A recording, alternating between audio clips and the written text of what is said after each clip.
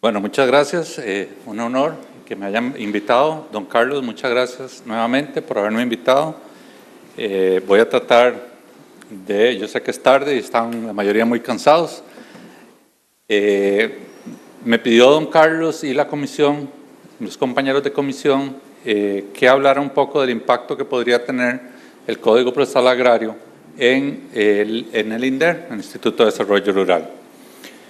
Es obvio y es claro que el INDER ha sido, antes ITCO o IDA, uno de los clientes preferentes de los juzgados agrarios y de los tribunales agrarios, ya que hemos generado a través de los años pues, muchísimos procesos de corte agraria y la introducción del Código Procesal Agrario pues obviamente va a tener un impacto significativo en todos esos procesos agrarios que solemos mantener abiertos en la institución, pero además, como han relatado también, el artículo 1 del Código Procesal Agrario probablemente va a ampliar la cantidad de procesos que vamos a manejar en la materia agraria, sacándolos incluso de la materia contenciosa administrativa, que es donde se ventilan muchos de los procesos actualmente, ya que al introducir la frase final donde habla de toda la materia relacionada con el desarrollo rural, pues precisamente el objeto del Instituto de Desarrollo Rural es el desarrollo rural, valga la redundancia. Entonces, la mayoría de los actos administrativos que emanan de nuestra institución van a tener que ventilarse en la jurisdicción agraria. Por supuesto que tendremos que ir viendo cómo se va dimensionando el concepto de desarrollo rural, que es uno de los temas que vamos a hablar ahora. Sin embargo, voy a entrar en un par de temas. Hay dos temas en especial, solo uno de ellos vamos a tratar hoy, que ligan directamente al Instituto de Desarrollo Rural con la jurisdicción agraria.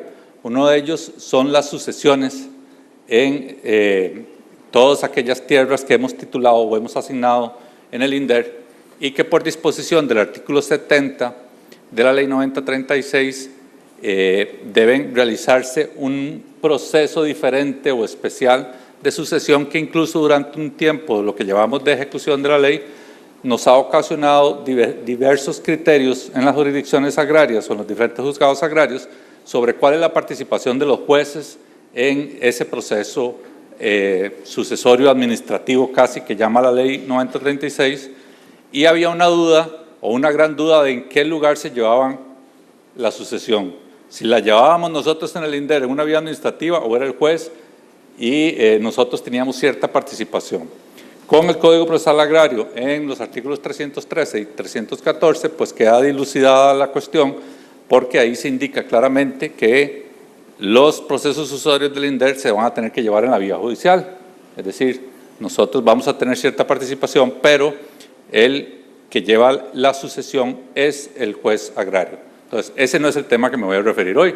El otro tema es la existencia de un recurso jerárquico impropio en las actuaciones del INDER, en los actos emanados del INDER. El artículo 69 de la Ley 9036 establece claramente, bueno, lo voy a leer textualmente, dice: en los casos de procedimientos administrativos de revocatoria, de asignación y nulidad de títulos de propiedad, otras modalidades de asignación de tierras, así como las resoluciones vinculadas al desarrollo rural, la resolución final de la Junta Directiva del INDER tendrá recurso de apelación para ante el Tribunal Agrario. Aquí no estamos hablando de un recurso judicial, sino de un recurso administrativo, en el cual el Tribunal Agrario, por disposición de la ley, se convierte en un superior jerárquico de la Junta Directiva del INDER. Lo interesante del artículo 69 de la Ley 9036 es que establece o dimensiona cuáles de las decisiones de la Junta Directiva deberían ser conocidas en la vía del recurso impropio, y nos dice que son los revocatorios de asignación y nulidad de títulos de propiedad, otras modalidades de asignación de tierras, y agrega esta otra frase, así como de las resoluciones vinculadas al desarrollo rural. Nuevamente nos dijo que todas, casi prácticamente. ¿Por qué? Porque el INDER, la mayoría de las resoluciones que emiten la Junta Directiva están vinculadas de alguna forma al desarrollo rural. Pero también es interesante que entendamos ¿qué es lo que hace ahora el INDER? El INDER ciertamente mantiene una priorización del desarrollo de proyectos de naturaleza agraria. Es decir, el instituto actualmente, por ejemplo, cuando nosotros dotamos tierra, ya no se la dotamos a las personas simplemente porque nos solicitaron tierra, como hacía el IDA, y teníamos tierra para darle, a través de ciertos procedimientos que se hacían, sino que actualmente nosotros solo dotamos tierra para un proyecto productivo. Es decir, la misma ley en el artículo 45 nos dice que la tierra que nosotros dotamos es parte de los activos de la empresa rural que estamos creando. Entonces, el INDER se ha convertido en un promotor del desarrollo del emprendedurismo rural, es decir, de crear empresas rurales, no de dotar tierra por dotar tierra. Ese ya no es el objetivo del INDER. Pero también la ley nos dice que nosotros podemos dotar de tierra en las zonas rurales para cualquier tipo de proyecto que promocione el desarrollo rural, no necesariamente agrario. Puede ser un proyecto de naturaleza comercial, un proyecto de naturaleza turístico, un proyecto de naturaleza pesquero, etc.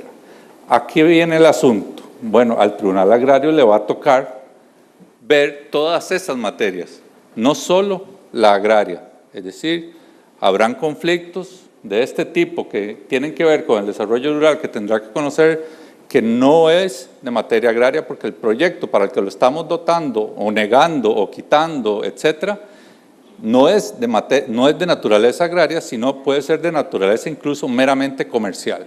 La ley nos permite hacer proyectos productivos, proyectos de servicios, proyectos comunales, proyectos de todo tipo. Es decir, no tenemos ninguna limitación en el INDER al tipo de proyecto para el cual nosotros podemos dotar de tierra. Además, proyectos en los que no hay dotación de tierra.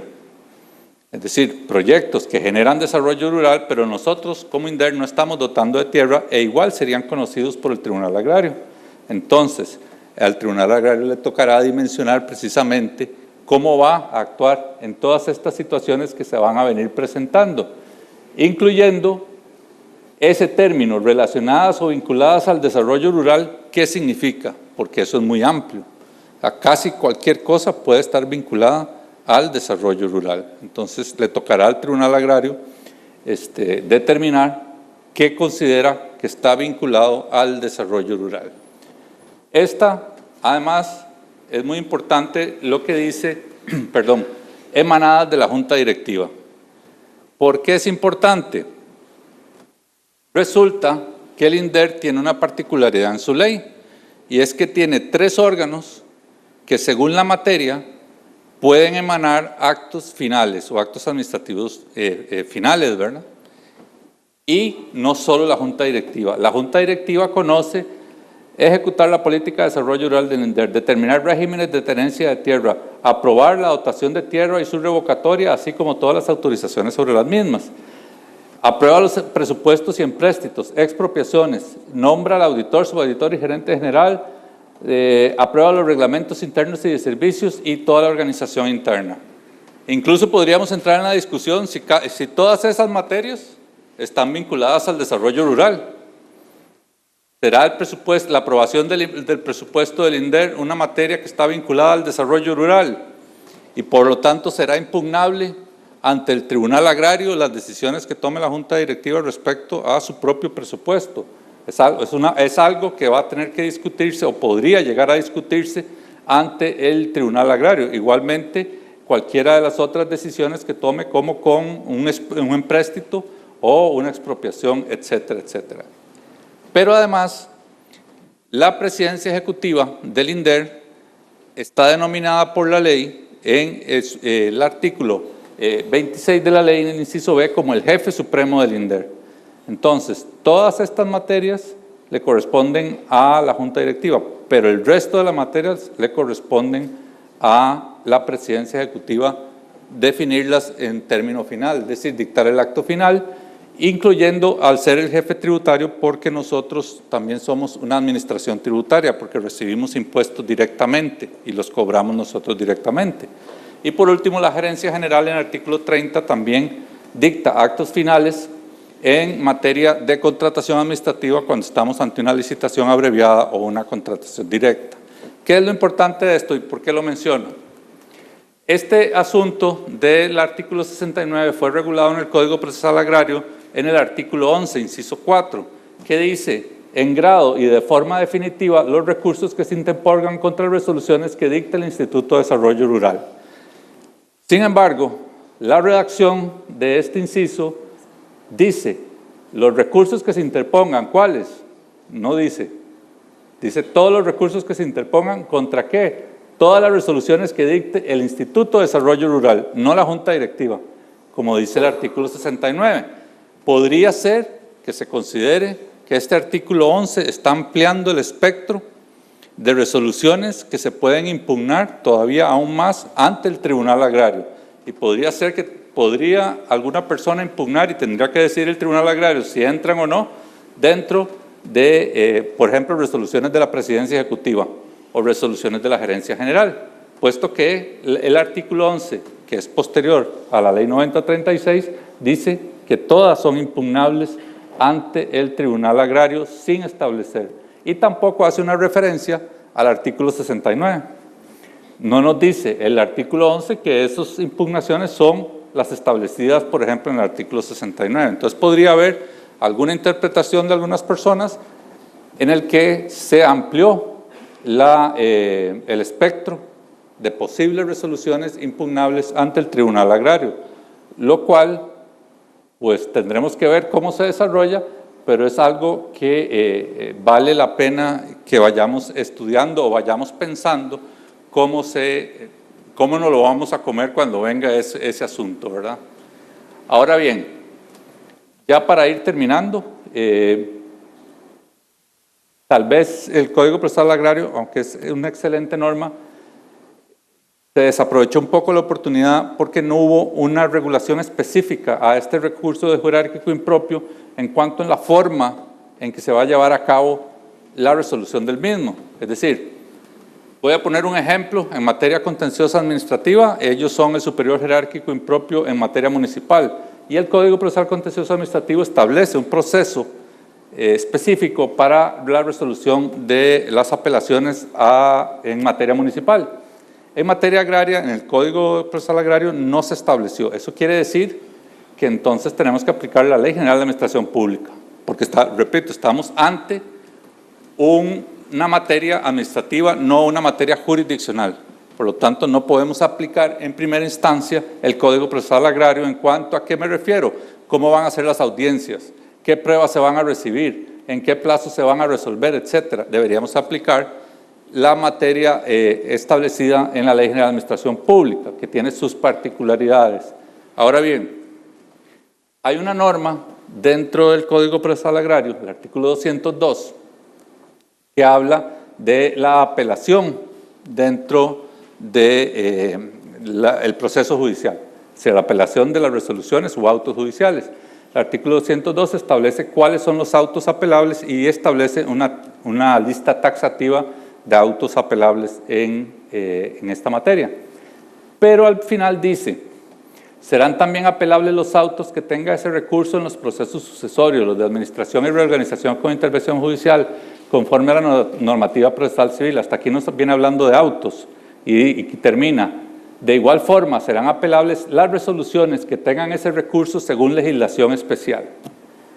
Podríamos interpretar que las resoluciones administrativas que están establecidas con apelación ante el Tribunal Agrario en una legislación especial, podría aplicárseles la normativa que está establecida en el Código Procesal Agrario en cuanto a las resoluciones.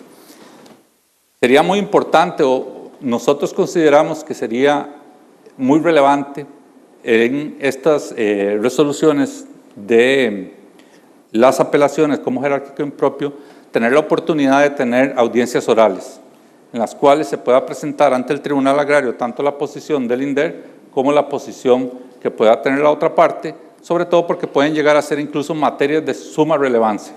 Entonces, si aplicamos la Ley General de Administración Pública para resolver únicamente procesalmente, pues no tendríamos esa audiencia oral. Igualmente, sí, pero aplicando la ley o el Código Procesal Agrario sí podríamos llegar a tener la audiencia oral, la cual podría ser muy relevante para la resolución de estos recursos. Aunque hay muchísimo de qué hablar en cuanto a esto, pues ya por tiempo, quiero agradecerles la atención. Este era el tema que les traía hoy y muchísimas gracias.